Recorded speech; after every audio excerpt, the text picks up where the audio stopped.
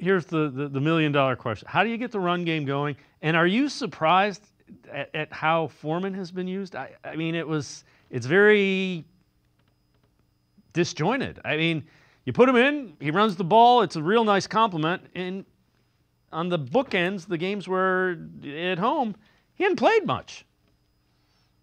I go right away and I look at yards per carry.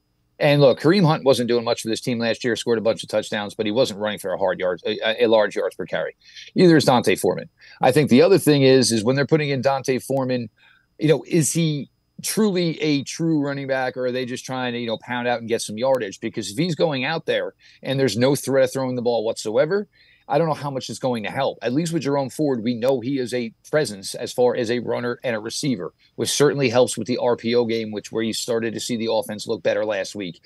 Is this, just treading water? Because hopefully maybe you're going to get some great news after you finish the game Sunday against the Raiders. I think everybody would like to hear that. It's not only that we don't hear about Nick Chubb and whether or not there's going to be a finality to this after this weekend. Also, we don't hear anything about Naheem Hines. And Naheem Hines is supposed to be a guy that, operates, accelerates, running flat routes, as a back out, a thing that this Browns team can really use, a consistent presence in that level right now.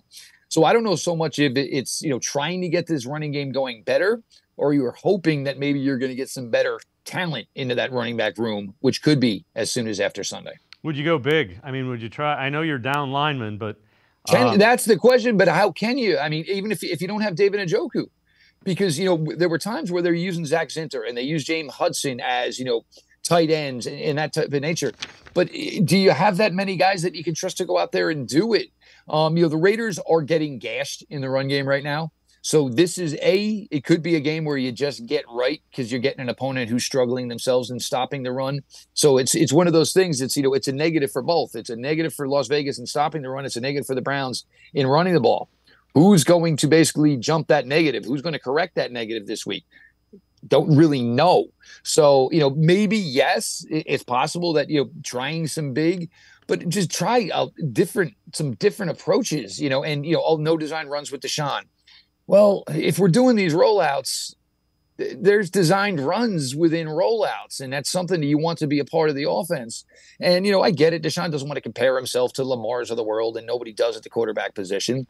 But he does have pretty good legs, and they were on display Sunday against the New York Giants, and they were on display at times, as far as a quarterback in the pocket against the Jacksonville Jaguars. There's nothing that's off the table right now. This team absolutely has to get to 1-2, because if you're sitting at 1-3 and you got 2 more road games coming after that, a jump start Washington team that's starting to feel their oats probably a little earlier than I think people thought they were going to, and the Eagles are just one of the toughest places to play in the NFL. The Browns absolutely desperately need this one. And again, there are no bets off. Whatever you got to do to get this victory.